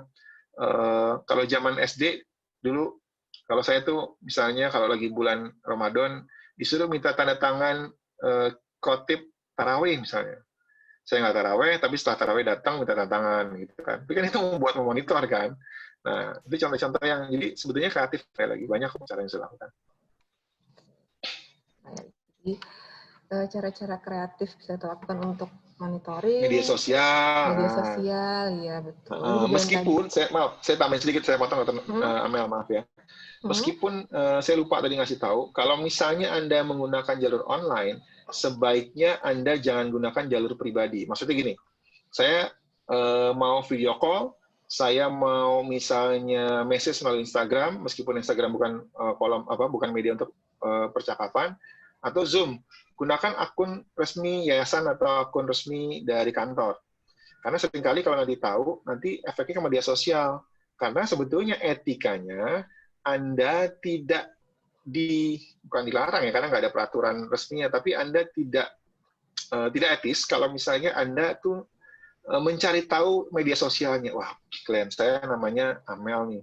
Saya pengen tahu nih, misalnya, udah menikah belum, udah punya anak belum, saya buka-buka Facebooknya. Atau misalnya, Amel nih hari ini bilangnya nggak sesi karena bilangnya sakit. Saya buka-buka, saya cari tahu, saya tanya-tanya sama temennya. Nah, itu sebetulnya nggak etis. Jadi makanya Anda sebetulnya kalau bisa jangan berteman di media sosial dengan klien Anda kalau secara online ini. Nah, Anda memantau gimana? Tiba-tiba Anda melihat di Insta Story-nya, di IG Story-nya ada. Nah, itu kadang-kadang kan juga jadi, aduh, katanya sakit kok di IG Story ada. Nah, jadi meskipun Anda bisa memantau melalui IG Story, sebetulnya itu kurang etis. Gitu. Oke, ya itu semacam menjadi kendala sebetulnya kalau di BNP dan BNNK ya, karena masih menggunakan nomor pribadi pada akhirnya, betul ya Bu Lora dan teman-teman. Mungkin nanti ke depannya kita harus nanti khawatirnya kalau dia ada masalah malam-malam dia tahu nomor telepon ibu atau bapak, dia nelfon kan? Betul. Akhirnya Anda lagi asik sama suami misalnya atau sama anak lagi ngobrol terganggu kan? Ya, betul. Terima kasih Pak Eri atas jawabannya. Kemudian dari Dokter Lia ini, Dokter Lia, hadir Dokter Lia. Oke, Dokter Lia menanyakan bagaimana, mau nanya langsung Dok. Ya, bolehlah. Mas RJ, makasih banyak sebelumnya udah mau hadir di kegiatan kita. Jadi memang namanya saya sama Dr. Amel, mungkin agak beda dikit lah ya. Gitu. Jadi gini Mas RJ, saya mau nanya, kita kan sebenarnya kita juga bukannya trial and error ya, tapi memang karena kebutuhan dan kita memang merasa sebelum-sebelumnya juga teman-teman di klinik itu sudah banyak juga yang melakukan monitoring via WA dan telepon.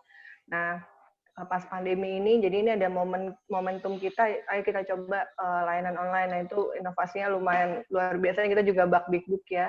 Tapi setelah ya kita masih konvensional gitu Mas Sergio. Jadi kita masih, ya itu tadi kata dokter, masih pakai wapri ya. Kita tahu itu, kita paham itu konsekuensi logisnya apa, apalagi kita mama gitu kan, yang masih punya urusan keluarga kayak gitu kan. Dan kadang-kadang ada juga klien yang kalau lagi pengen curhat dan segala macam kayak gitu-gitu. Nah, sebenarnya itu masih kita pikirkan kayak gimana, karena memang kita tahunya kalau kita membuat macam aplikasi itu mungkin pertama ke biaya juga. Nah, kira-kira tipsnya kayak apa? Terus kedua gini Mas, kita baiknya itu sebenarnya secara manajerial itu layanan online itu untuk di frontliner sebaiknya kalau menurut sarannya Mas Eri, apakah kita kayak pakai aplikasi yang dijawab pakai chatbot dulu, atau apakah orang yang maksudnya yang di frontlinernya apakah harus yang mumpuni atau yang memang dia punya standar seperti apa kayak gitu kan? Kadang-kadang kita juga ini juga teman-teman akhirnya karena kita udah menangani ya ada permasalahan kayak tahu-tahu pas lagi mengakses WA kita pas mereka lagi krisis, atau kadang-kadang keluarganya yang konsultasi macam-macam dan masalahnya melebar. Nah, kayak gitu-gitu sih paling Mas Erjo, kira-kira tips and triknya secara manajerial juga kayak gimana? Terima kasih, Mas. Ya, terima kasih, Dok. Saya coba jawab ya. Yang pertama, kalau Anda ke mall, Anda ke ITC, sekarang udah mulai banyak handphone bukan Apple, tapi misalnya Markisa yang gambarnya seperti Apple, atau saya mau bilang banyak handphone Cina murah. Jadi kalau misalnya dari kantor belum bisa, alternatifnya adalah beli handphone yang murah, pilih salah satu mana yang mau Anda gunakan pribadi untuk kerja. Jadi ketika Anda sudah jam kerja, matikan handphone itu. Jadi Anda tetap punya privasi. Itu yang pertama. Pilihan kedua, Anda beli kartunya. Handphone sekarang bagus-bagus, ada double smartphone, kartunya betul nggak? Nah, Anda malam matikan salah satu kartunya. Nggak bisa juga, mungkin Anda perlu beralih ke zaman mesin tik. Bercanda. Maksudnya selalu ada cara lah, Bu, Dok. Karena sekali lagi, kalau misalnya, bukannya nggak boleh sebenarnya ada pribadi, tapi saya cuma bilang bahwa kerjaan kita itu bisa menimbulkan efek burnout atau efek stres yang lebih tinggi. Bayangkan tiap hari dengerin masalah, di rumah ketemu masalah, lalu kemudian melakukan sesuatu yang membuat masalah kita hilang, jadi nggak sempat. Biasanya malam nonton TV, main sama anak, kan itu yang membuat masalah hilang, kan? Tapi jadi nggak sempat karena Anda punya pekerjaan, jadi tumpukan masalah. Ketika tumpukan masalah terjadi, maka jangankan klien Anda pun nggak efektif untuk melakukan atau menjalani hidup. Jadi seringkali itu double. Maka kemudian disarankan, jangan lakukan di luar jam kerja. Kalaupun Anda lakukan di luar jam kerja, ganti jam kerjanya di jam, maksudnya gini, kalau Anda melakukan di hari Sabtu, maka Anda perlu ganti hari kerja Anda sebagai hari Sabtu. Jadi menggantikan hari libur Anda. Dan sekali lagi, kemudian ketika misalnya bertanya, apa tadi, Dok? Bertanya masalah, saya mencoba recalling tadi, lupa. Yang terakhir, mana yang terakhir? Frontliner. Apakah bagusnya aplikasi atau apa? Idealnya aplikasi. Tapi sekali lagi, aplikasi itu bagus, tapi yang penting adalah bagaimana terjamah, terjangkau sama customer-nya. Saya mau ambil contoh analogi Gojek. Saya nggak ada afiliasi apa-apa sama Mas Nadiem Menteri itu. Saya juga bukan brand ambassador Gojek, cuma saya mau ngasih contoh karena Gojek adalah salah satu aplikasi yang cukup fenomenal di awal-awal. Resistensi terjadi dari tukang ojek konvensional, semua pada marah, bahkan taksi-taksi juga marah, tapi pada akhirnya mereka bekerja sama. Lalu pertanyaannya, apa sih yang membuat kita secara nggak sadar merubah gaya hidup kita dari kita datang naik motor, beli sendiri, lalu mesin Gojek? Karena kemudahan, aksesibilitas, sama seperti layanan. Mau bagus segimanapun, yang paling penting di awal adalah aksesibilitas. Bagaimana klien mudah, aman, nyaman, gampang. Contoh, dulu di awal, kalau Anda mau bayar, Anda harus siapin uang tunai. Lalu Gojek menyiapkan namanya GoPay. Semua orang ikutin. Sampai Tokopedia pun yang jualannya apa, jadi jualan yang lain. Punya Tokopedia apa, ada buat bayar itu nggak? Anda bayar listrik, Anda bayar apa, bisa pakai Tokopedia. Memang secara satu sisi, rasanya seperti rakus, tapi kemudahan itu yang membuat orang mau kemudian aplikasi Gojek. Rumah kotor, GoClean. Ya kan? Lalu apa lagi? Kampung Anda kotor, kalau di rumah tadi kan kalau rumah Anda kotor pakai GoClean. Kalau komplek Anda kotor, gotong royong tetap, nggak bisa pakai GoClean. Anda harus gotong royong. Yang mau saya bilang adalah, kemudahan-kemudahan itu kemudian mendorong untuk orang mengakses aplikasi atau fitur dari Gojek. Lalu Anda sekarang bayar, hanya tinggal tempelkan handphone, misalnya seperti ini, lalu barcode-nya udah ada. Nah, yang mau saya bilang adalah kemudahan itu bagaimana misalnya sekali klik, dia bisa ngobrol. Ketika udah chat, lama banget balasnya. Itu yang terjadi itu biasanya aplikasi. Silakan Anda chat dulu, daftar. Pas daftar nggak direspon. Kalaupun udah direspon, seringkali kemudian nunggunya lagi lama. Nah, itu konsekuensinya kembali lagi. Lalu kemudian bagaimana kemudian Anda bisa menyediakan nggak cuma nafsa aja, Misalnya ada artikel-artikel lain tentang depresi, artikel lain tentang membina hubungan dengan pasangan. Jadi sehingga karena Anda tahu sendiri nafza itu kan tidak hanya sekedar menggunakan adiksi tidak sekedar menggunakan narkoba dalam jumlah yang banyak, tapi adiksi terkait dengan misalnya masalah gangguan biologis, gangguan psikologis, perilaku, sosial, dan lain-lain. Maka seringkali bukan mereka nggak mau berhenti, tapi bingung nanti kerja gimana, anaknya gimana, dan lain-lain. Maka kalau Anda bisa menambahkan di dalam feature Anda, meskipun Anda lakukan konvensional, maka biasanya kan lebih mudah tertarik. Gitu. Jadi sekali lagi, kalau menurut saya, aksesibilitas yang menjadi sangat penting. Karena setiap orang diberi kemudahan, itu akan cenderung untuk datang. Apalagi Gojek juga ada poin-poinnya ya. Jadi nggak Anda ngerasa kayaknya kalau ikut tuh ada poinnya, padahal sebenarnya poinnya dari duit Anda juga. Dan tanda kutip, itu Anda ya gitulah. Iya. Terima kasih Pak Eri. Jadi memang ya kembali lagi ke kesiapan kita juga mungkin ya Pak Eri ya. Kalau misalnya memang aplikasi kita sudah siap untuk adanya chatbot dan lain sebagainya, ya mungkin bisa kita lakukan, termasuk juga yang tadi pembatasan area pribadi juga ya untuk nomor HP dan lain sebagainya. Ya memang itu sejak awal sudah kita sadari ya Dokter Lia bahwa ini pasti akan memang harus ada pembatasan. Cuma ya balik lagi kepada keterbatasan kondisi saat ini ya Dokter. Nggak bisa bikin batasan karena keterbatasan ya. Iya. Karena karena itu juga sih ya Mas Sergio kita sudah memberikan boundaries sih sama klien, tapi ya kadang-kadang gitu ya Dok Mel ya.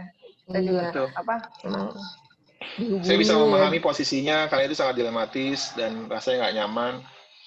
Hal paling sederhana sebetulnya kenali aja Dokter Lia, kalau saya boleh ngasih tambahan Dokter Lia. Kenali kalau memang diri udah nggak mampu, saya sih menyarankan sebaiknya memang perlu segera dihentikan aktivitas karena seringkali kita memaksakan tapi efeknya jadi lebih parah ke depannya. Kita nggak sadar kalau kita misalnya stres, kita nggak sadar kalau tekanan darah meningkat dan lain-lain gitu. Tahu-tahu pas buka jilbab kok putih semua gitu, ternyata stres di kantor. Jadi tahu-tahulah kapasitas masing-masing gitu loh. Iya. Ada lagi Dokter Lia? Ya, makasih Mas Erja, itu jadi sama-sama. Tapi kalau misalnya untuk ini sebenarnya selayaknya dilakukan, maksudnya gimana ya, pembagian kompetensi orang yang menghadapi di awal baiknya kayak gimana gitu Mas Erja. Maksudnya mau nanya kayak gini nih. Sama aja ya. Maksudnya apakah tadi kan emang kan kita di sini agak susah ya untuk sertifikasi bla bla bla gitu ya. Yang PNS yang BNP aja juga belum semuanya juga disertifikasi. Nah, maksudnya apakah bagusnya jadi modelnya apa gini nih. Berarti kalau misalnya kita punya kayak semacam WA atau aplikasi, berarti dia bisa mengakses misalnya dia lagi krisis, mau akses krisisnya dulu kayak gitu-gitu ya, berarti ya, semacam kayak gitu ya. Oke, saya coba pilah ya, karena yang satu hal tadi adalah membangun rapor di pertemuan pertama, yang kedua adalah krisis. Nah, mungkin aja ada klien yang di pertemuan pertama lagi krisis. Maka kalau seperti itu, hampir pasti meskipun dia punya krisis, minatnya untuk bicara sama Anda tinggi, karena dia punya kebutuhan. Yang sering menjadi tantangan adalah klien yang datang di hubungan pertama nggak ngerasa punya masalah. Diajak ngobrol kayak gitu deh, ya kan? Tapi kalau dia datang, dia punya masalah, biasanya Anda nggak perlu banyak basa-basi, dia lebih banyak bicara, karena dia punya masalah. Dia ngerasa punya kebutuhan. Dia tangani misalnya kalau krisisnya, misalnya dia nafas, ya Anda kan kemudian bisa lakukan intervensi. Baik kalau kamu misalnya, atau tarik nafas, tiba-tiba misalnya dia nggak bisa. Nah, dia pasti akan antusias. Kan jarang ya ada orang misalnya ya gitu deh, saya nggak bisa napas, kayak rasanya mau mati, tapi ya kan jarang gitu kan, pasti kan, aduh gimana nih, antusias kan. Nah, tapi yang menjadi tantangan adalah kalau datang, dia nggak ngerasa punya masalah, saya baik-baik aja Dok Lia, nggak tahu sih disuruh ngobrol nih sama Dokter Lia, saya lagi asik main game, katanya saya suruh ngobrol tentang sabu, saya enggak udah lama nggak pakai misalnya. Nah, berarti itu sinyal buat Anda harus empati, dia nggak mau ngomong sabu, jangan ngomong sabu. Banyak kesalahan terapis adalah terlalu cepat bicara perubahan sebelum waktunya. Saya sering analogikan kalau dalam training saya begini, Bapak Ibu bayangkan kalau misalnya dulu ketemu pasangan Bapak Ibu, meskipun dia cakep, meskipun dia keren, tapi baru ketemu hal pertama yang dia nyatakan, nikah yuk sama saya. Oh, enggak. Meskipun Anda ta'aruf, Anda juga harus kenalan kan? Tapi banyak dari Anda kabur karena Anda takut, betul nggak? Nikah adalah hal yang baik, nikah diinginkan kebanyakan orang, meskipun nggak semua orang misalnya, tapi kalau Anda terlalu cepat ngajak orang nikah, orang juga mikir. Yang saya mau bilang adalah, rehab itu adalah hal yang baik, dipikirkan sama klien, sama kita memikirkan suatu saat, misalnya pengen nikah, pengen punya mobil, tapi kalau terlalu cepat diajak rehab, kabur kliennya. Maka sama seperti kita orang PDKT, kan kita ngobrol yang enak-enak dulu. Selain ngobrol nikah, kita ngobrol biasanya, kamu tinggal di mana, suka musik apa, oh kalau malam minggu biasanya ngapain, kan hal-hal umum seperti itu kan, hal yang dia sukai. Maka kalau dalam konseling, misalnya dia nggak, sinyal pertama bahwa dia ngomong sabu nggak jadi masalah, berarti itu sinyal dia nggak suka ngomong sabu. Tadi dia bilang, saya lagi main game. Berarti saya mengganggu waktu main game kamu. Tanya kan? Atau kita refleksikan. Sesi kita hari ini membuat kamu menjadi terganggu main game. Dia bilang, oh iya, gini. Baru kita tanya misalnya, kamu terlihat sangat senang di sini, tampaknya seru sekali, game apa sih yang kamu mainin? Dokter nggak tahu lah. Ya mungkin saya nggak tahu, makanya kasih tahu saya dong. Mungkin ada yang lebih ahli di sini misalnya. Gamenya namanya ini misalnya, PUBG lah, apalah, misalnya Final Fantasy dan lain-lain. Oh, saya pernah lihat itu. Saya melihat ini begini. Akhirnya pembicaraan terjalin kan. Karena dia ngerasa, ini orang ngertiin gua nih, asik nih. Nggak aku rasa seperti yang kutakutin misalnya. Lama-lama rapor terjalin dong. Lalu kemudian nanti Anda mendengarkan aktif, Anda di situ Anda coba untuk pahami. Saya melihat kamu sangat semangat sekali main game. Apa sih yang bikin kamu bisa? Saya dengar kamu dari pagi sampai pagi lagi main game. Nah, itu kadang-kadang dok. Ya itulah makanya orang tua saya tahu saya nyabu gara-gara saya main game. Jadi game mendorong kamu untuk pakai sabu. Misalnya gitu kan? Nah, akhirnya lama kan mulai terjalin topiknya ke situ. Jadi intinya adalah jangan buru-buru ajak dia berubah, tapi bikin dia nyaman dulu, nanti perubahan akan datang dari diri klien, bukan dari diri kita. Kita hanya memfasilitasi, kita nggak usah mikirin target jumlah laporan dan segala macam, kalau mau yang efektif ya, maka lakukan aja, jalanin, nanti klien akan berubah. Sama terakhir, sama seperti PDKT lagi, di awal Anda ajak pasangan Anda tentang perempuan nikah, dia nggak mau, coba nanti Anda PDKT, Anda menjalin hubungan 6 bulan, nggak ditanyain, dia nanya balik, Mas, kapan mau nikah nih, kapan mau ketemu keluarga, bener nggak? Anda nggak usah tanyain, dia yang nagih nanti kalau udah ngerasa cocok. Nah, gitu maksud saya. Oke, makasih Mas Erjoy. Ya, sama-sama. Semoga menjawab Dr. Lia. Ya, kalau nggak deh, calling lagi lah. Nanya langsung sama Mas Erjoy. Boleh. Sudah tahu kan tarifnya per menit berapa? Tarif premium. Jalan ya, berat. Premium. Iya. Oke, makasih Mas Erjoy. Sama-sama Dr. Lia. Iya, ini mengingatkan kita juga ya bahwa jangan melulu terpaku pada penggunaan zat. Misalnya dikirim dari polisi nih dia pakai sabu untuk mengambil rapotnya, mungkin kita nggak harus selalu terpaku pada zatnya saja ya Pak Eri ya. Iyalah. Mungkin kliennya resisten dan lain sebagainya. Ini tidak hanya terjadi pada yang online, tapi yang tatap muka juga begitu. Iya. Pokoknya hal yang nggak suka dibahas jangan dibahas, pasti bikin bete deh. Jangan dibahas dulu ya. Udah tahu kita di gimana, Maaf? Gimana? Udah tahu? Udah tahu misalnya kita habis dimarahin bos, ketemu teman ditanya, gimana tadi dimarahin bosnya? Ya kan pasti bete kan nggak ditanya. Iya. Jadi kita harus memperhatikan kebutuhan klien, tidak melulu tentang target ya Pak Eri ya. Iya. Oke. Nah, gimana teman-teman dari puskesmas, rumah sakit, dan lembaga-lembaga lainnya mungkin ada yang ingin bertanya? Di kolom chatnya ini sepertinya sudah ya tadi ya. Ada lagi mungkin yang ingin bertanya, daripada nanti nanyanya via jalur pribadi, nanti argonya jalan, enggak ya? Enggak ya. Mungkin nanti kalau misalnya ada pertanyaan bisa diajukan ke email BNNP juga untuk diteruskan kepada Pak Eri juga nggak apa-apa ya Pak Eri ya. Silakan insya Allah. Dan jangan lupa teman-teman untuk mengisi form evaluasinya, dan yang belum mengisi daftar hadir juga diisi dengan Google Form. Sudah dibagikan di kolom chat juga untuk Google Formnya. Oke, gimana? Masih ada lagi yang bertanya? Atau sudah cukup dulu untuk saat ini? Ya, ini sudah dibagikan oleh admin klinik ya untuk emailnya klinik.bnnpjabar@gmail.com. Nah, mungkin untuk sesi kali ini dicukupkan sampai di sini. Oke, oh ini dulu ya untuk dokumentasi ya. Mungkin bisa dibantu Mbak Tiara dan Bapak Ibu semuanya mungkin bisa dinyalakan dulu kameranya. Bentar ya. Untuk dokumentasi. Oke, ada 2 slide. Ada 2 slide, jadi saya akan foto dulu di slide yang pertama. Saya cek dulu semuanya apa udah pada membuka kameranya.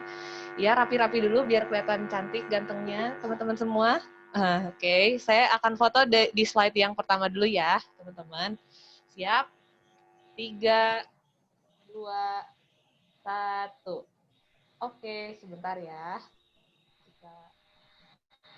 Selanjutnya slide yang kedua ya, teman-teman. Siap-siap. Oke. 3, 2, 1. Oke. Terima kasih fotonya sudah didapat. Sama-sama. Ya, mohon maaf lahir batin ya kalau ada banyak salah atau kekurangan. Semoga bisa ketemu lagi dalam keadaan sehat semua. Amin. Terima kasih banyak Pak Heri atas ilmunya, sharingnya. Mudah-mudahan bermanfaat ya untuk teman-teman semuanya. Terima kasih banyak para peserta Bapak Ibu atas kehadirannya di Zoom virtual meeting kali ini. Semoga bermanfaat dan kita masih akan berlanjut ya. Besok ada sesinya lagi. Bukan dengan Pak Heri lagi ya. Bosan nanti jangan. Oke, terima kasih banyak semuanya. Wassalamualaikum warahmatullahi wabarakatuh. Selamat siang. Waalaikumsalam warahmatullahi wabarakatuh. Selamat siang. Pamit. Terima kasih. Jangan lupa diisi form evaluasinya, teman-teman.